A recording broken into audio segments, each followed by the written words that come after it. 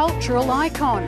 Barry Humphries is a one-man show creating quintessentially Australian characters like Dame Edna and Celeste Patterson. Tighten your belts, we have to go down market. Really go down market. But it's the character named Barry we're interested in, laughing with us or at us.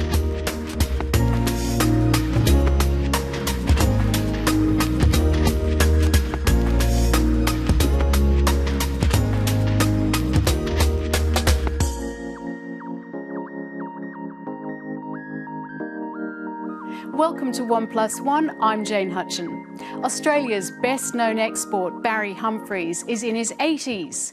He left Australia at the end of the 1950s, and as a nation, we've had a love-hate relationship with him ever since. These days, it's mostly love, as Barry takes on a new challenge, artistic director of the Adelaide Cabaret Festival, to be held in June. In the interview you're about to see, Barry has a go at me because I've never seen him live on stage. He doesn't think I've done my homework. He describes his character as a mixture of conservatism and subversion. I wonder if you'll agree. Barry Humphries, welcome to 1+1. Thank you, Jane. Cabaret is one of your many interests, along with art, literature, performing. By the time this program goes to air, you'll be 81. And you've said that you've never been busier in your life. Is that how you like it? Well, it is. And I had no idea how old I was till you told me.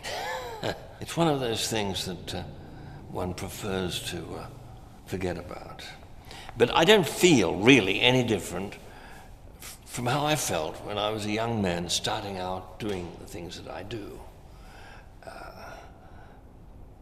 I have never, in fact, been busier. I'm doing a million things at once, as well as I can, and the idea of curating a cabaret festival is completely new to me.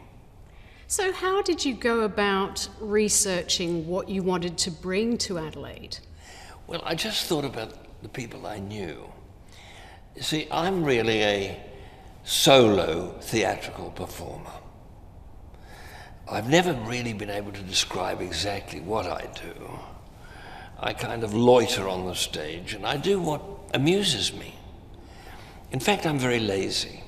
I studied law briefly at the University of Melbourne, and then I studied philosophy and then fine arts, and somehow drifted into the theatre. And one of the first things I ever did was in the city of Adelaide. That was the first trip, really, I had to that place we call interstate in Australia.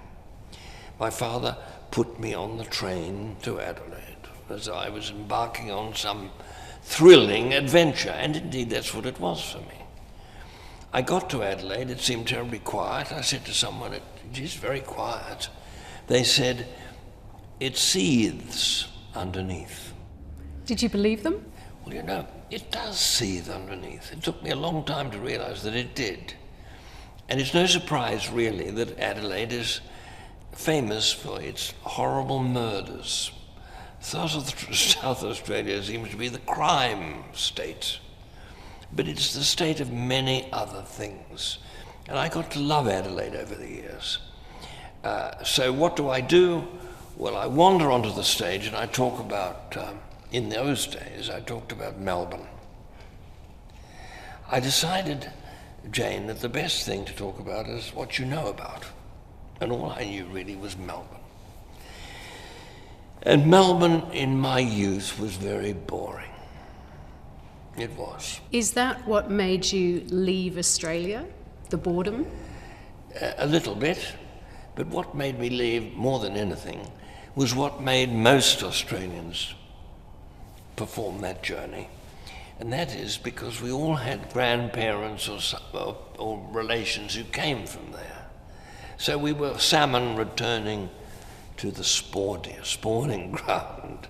And also I wanted to learn more about this funny job I'd taken on. I thought the only way to learn to be a good actor was to go where there were a lot of good actors, much better than me.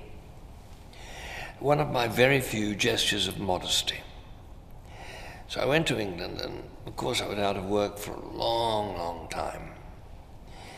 But over this period, I returned to Australia and do a one-man show which I invented, in which I talked about Melbourne.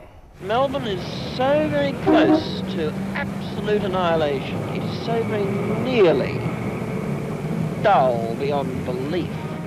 Old picture frames. And I talked about What a weird wonderland this is.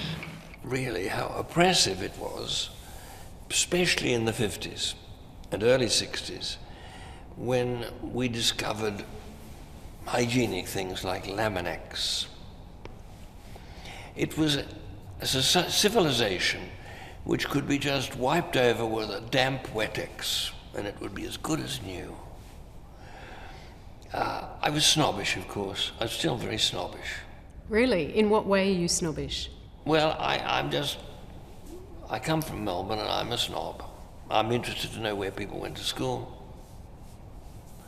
and where they live. My father was a builder, so I got interested in houses. And to this day, Dame Edna, for example, asks ladies in the audience where they live. You think, Jane, of where you live. Can you describe the house you live in? Built in the 1920s, I believe. Oh, you know your was place a workers' pretty well. cottage. A workers' cottage of the 20s. Worth money now. Oh, not really. Not in the state it's in. But this upbringing that you had, you played a lot of pranks as a young person. Yes, and they're very funny at the time. And to relate them is totally unamusing. But who did you play pranks for? For example, I think you put a meal into a garbage For myself. bin to see people's responses. I've always thought, if it amuses me, it'll amuse others. That's my golden rule. So really, I'm totally selfish. All I ever do is for my own entertainment. And Even now? Even particularly now, as I draw towards the end of my eventful life. And I will insist on doing these farewell tours. A bit like, there's a man called Johnny Farnham, a crooner. He does them very successfully. He's better than ever. So why does the farewell tour for Dame Edna go on and on and on? In the hope that someone like you will finally buy a ticket. Viewers, this is a catty remark of mine, because I discovered just before this important interview that this charming young woman has never seen me on the stage. And I thought, I've got to keep going. Who was the first character that you ever came up with when you were a boy playing in Camberwell when you grew up? I was a magician. I wanted to be, there's a comic strip in the Woman's Weekly called Mandrake. A suave figure with a moustache that went like that, a top hat, white tie, a cloak. And Mandrake used to gesture hypnotically. It used to say, Mandrake gestures hypnotically, and you saw him going like that, and the baddie disappears. I thought, I want to be able to make people disappear. Was there anyone in particular? School bullies. We did have one bully at my school, and that was me, luckily. But there were other kids that were not very nice people. And I remember their names. It's odd, Jane, that one remembers the names of people at school one didn't like. What were the people we liked called? But Mandrake I wanted to be, a magician. So my parents brought me a magic set, and I could clumsily turn a yellow handkerchief into a red one. I could make an egg vanish. I could do things with dice. None of them convincing, but provided vast entertainment for the uncles and aunties. You see, England is the motherland. Germany is the fatherland. Australia is the auntie land. Our aunties really rule, you know. Even the Prime Minister is a bit of an auntie, isn't he? Auntie Abbott. But your mother was an interesting figure. You say she was an extremely complicated and interesting woman. She was. Did she want to perform? No, I think my mother, I've tried, as we all do, to analyse the problems of our parents. Even those with parents who remained married. Remember that one of Freud's pupils said to him, Professor, you tell us about this married couple who hate each other, who are always quarrelling. They've been quarrelling for years. Tell us, Professor Freud, why are they still together? And Freud said, because they haven't revenged themselves on each other enough. And that is why a lot of people stay married. My parents, I think, did love each other, though that was a word very rarely used in our household. My mother, I think, was a frustrated artist. I think she wanted to be an artist of some kind, but never did. Now, frustrated artists are dangerous people. Hitler was one. I think frustrated artists either become interior decorators or mass murderers. Luckily, one of them became my mother. She was a bit of an interior decorator, but to my knowledge, she wasn't a mass murderer. Indeed, it's been hushed up. She was part of what you based the character of Dame Edna on, wasn't she? Oh, yes. I denied this for many, many years. I denied that my mother was partly an inspiration. But you cannot help but see a little of my mother in the character of Edna. Did you deny that because you didn't want to upset her? Yes, clearly. I thought that the audience seemed very, very wide awake. I really try not to upset anybody, and I generally succeed. I was accused really early on of being cruel, that I was unkind to defenceless suburb dwellers. But in fact, they really lapped it up. We needed to hear a little criticism in Australia. It was all too bland, somehow. Australia frankly takes the prize as the best place on earth to satirise. We like to laugh at that suburban view of ourselves. Kath and Kim is another example, I suppose. Kath and Kim are artists of genius, as is Chris Lilly. And yet at the same time, I suppose when you were first setting out, there was a lot of criticism of you. I think people would say you're showing Australia in a bad light, or you're putting the bad side of Australia forward. Have we got over that? To some extent. We were always a little touchy, and that was to do with our remote geographical situation. Australia is still an isolated country in spite of the internet. We're still constantly seeking reassurance. Think how many of our artists and sportsmen are described as internationally acclaimed. We like it to be known that someone appreciates us outside of Australia. Do you like to be known as internationally acclaimed? I don't think much about it. I was very surprised when what I had done successfully in Australia and in England was received well in the United States. That surprises me and continues to do so. And I'm now in the midst of a big American tour, culminating in New York, and I'm still puzzled as to why they like me. But I guess it's because I am funny, physically funny. You see, talking to you, Jane, is me wearing my sort of serious, introspective mask. It's still a mask, though. It always is, with you too. We all wear a series of those. And I don't know whether may have been Oscar Wilde who said so many wise things.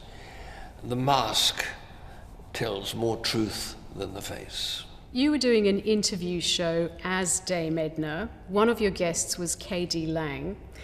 I think you'd had a discussion about her parents and what her original name was. and you said that we all still feel obliged to please our parents all our life long. Was that borrowed from somewhere? I don't think so. A lot of people have felt that and said it. That great Czech writer Franz Kafka was constantly feeling very torn between what he did as an artist and what his parents would have wanted him to do. And there are several stories ending up with the central character begging their parents' forgiveness or approval. The thing that we don't sufficiently know about Kafka is that when he used to read his own rather grim stories aloud, he was convulsed with laughter. He was crying with laughter as he read these stories. I think that I found this gift in myself quite young. My parents weren't theatre goers, a bit like you. But they would go and see musicals, you know. And when English comedians came to Australia, they'd go along and see them. Now, they usually came to Australia at the end of their careers. It was all over for them, generally, in England. But they'd come out and do the old act. And so I would go to the Tivoli Theatre in Melbourne with my parents and watch these old comics. And these comedians sometimes, as they say in the business, worked blue. They had a little risque material. And I would hear the audience laugh in a special sort of way, like a guilty way.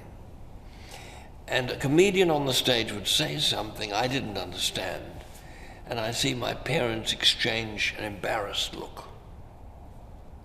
My father's eyes downcast, my mother shooting a rather stern look at him. "You're not laughing at that, I hope," sort of look. So I knew there were two kinds of humor. I knew that there was the obvious physical humor of someone who came onto the stage and actually looked funny, like a clown.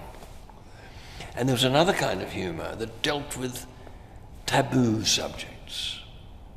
And although I didn't know the word, these subjects were generally sexual. So I thought how wonderful it must be to be on a stage causing an audience to laugh.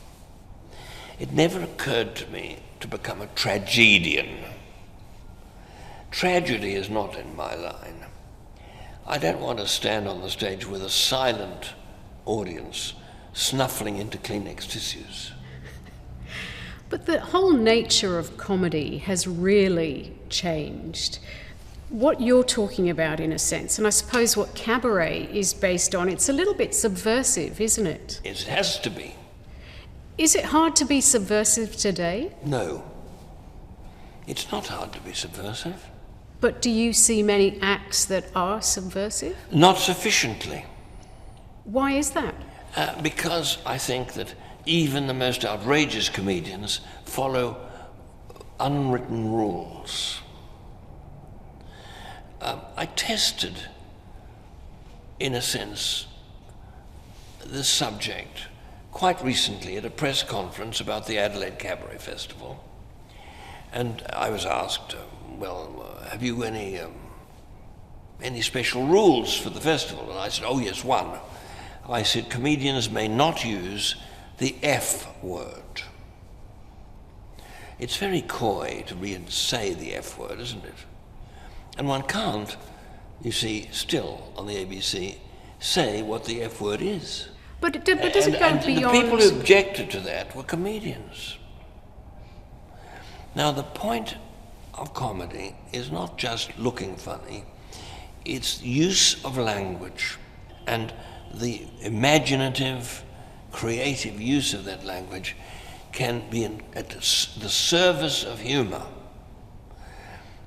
So I was really only joking. I was joking about bad comics who've only got one word in their vocabulary. But it helped me sort it out, you know. I thought, well, I won't use him. I'm never going to employ her. because finally they revealed that they had no sense of humour at all. Do you find it hard to operate in the humourless world that we have today? Well, the politically correct world. You see, we live in an age of the new Puritanism.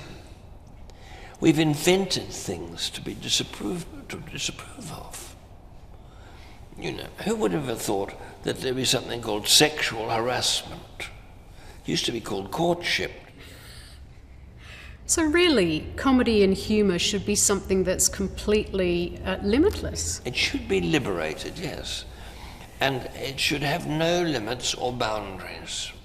Do you see your career as being based on the idea of subversion and rebellion? That is an element in what I do. But finally, I really want, it's the humour of character. It's the sort of thing we like when we watch, say, a great classic like Fawlty Towers, or when we see Gina Riley and Jane Turner doing their immortal Kath and Kim. I want to take you outside the character of Barry Humphries. You have been married 4 times. I'm afraid so. You were an alcoholic for a time. Yes. Oh, I think one is always an alcoholic. You don't stop being a diabetic. You know, it's a kind of allergy that doesn't change. Do you think, can you recount the number of years, days and hours you have been alcohol-free? Oh, I don't think about it. I think it's about 45 years. You know, long before you were born. Long before you were born. I'm quite truthful about this, viewers. So you've had a career that in large part is due to being a rebel and subversive, and yet interestingly, you like the idea of marriage. You like being married, presumably. Yeah, I don't know quite why. It must be my conservative upbringing. Luckily, I enjoy being married now. But, and you know, it's really given me pleasure to make so many women so rich. When you look back at your career and your personal life, can you say whether one or the other has been more rewarding? Well, that's an interesting question, Jane. I think my career has been always a joy to me. I enjoy it very much, even if I'm not successful at it. You don't believe that, surely? No, from time to time I haven't been successful. It really doesn't worry me so much. Confirmed gamblers don't mind losing. It's the adrenaline, you see. You get it both ways, adrenaline. I guess you could say I'm an addict, an adrenaline addict. I get great excitement and stimulation from doing stuff in public, even though I'm nervous. And I have very bad stage fright. You won't believe it, but it's true. My personal life has been checkered, dramatic. But it's had a lot of reward too. And in my career, I've met so many great people. I've worked with amazing people. These days, of course, being a solo performer, I meet other artists at funerals and charity shows. And I spend a lot of time, alas, talking to people I don't know very well, and even people I don't like. You mean talking to fans? I don't mean you, by the way, Jane. Oh, I didn't think so. But I find myself talking to strangers and not enough time talking to people I love or like or admire. So I've got it wrong. I've got a lot of work to do, a lot of things to do and people to see. But as you get older, and this will happen to you, you have to cross certain things off the list. You have to say, I always thought I would go on a walking tour of Patagonia. I always thought I would read the complete novels of George Meredith or Henry James. But at a certain point you have to say, I'm not going to get to Patagonia. I'm not really going to read all of Henry James. I have to resign myself to these gaps in my education, in my experience. So it's a I'm not going to sleep with Kylie Minogue. So you have to let it go. You let it go, much as Kylie will be relieved to hear. Do you find it difficult to say goodbye to Dame Edna? I have to pat myself on the back here, Jane, and say that probably Dame Edna, who first stepped on stage in Melbourne, fully formed, if a little shy and dowdy, on December the 13th, 1955, I was going to say 56. must be one of the oldest comic creations in the world. Indeed. The fact that she changes still is encouraging to me. She lives in a box, you see, and every now and then I open the box and she pops out different, with new interests, you know, with new enthusiasms. And looking at you too, I'm conscious of the fact that I am overdressed for the occasion. She wanted very badly to make a speech at Gough Whitlam's funeral, but Kate did it instead. So when you decide to channel Edna, she's a completely different being. Well, she is. That's what people enjoy. And, you know, what is extraordinary about the character of Edna, and I speak as though I'm completely outside of this character, as I am talking to you. I'm, as it were, in the wings, and she's on stage. And every now and then she says something extremely funny, and I stand there and think, I wish I'd thought of that. Barry Humphries, even though you've been exceptionally cruel to me, thank you so much for joining us on 1+1. I'm sorry, the truth can be heard. 1+1 is available on iView. You can browse the archive or contact us through the website. Stay in touch and leave comments via Facebook. You can also follow me on Twitter. I look forward to your company next time. From me, goodbye. She's very good, isn't she?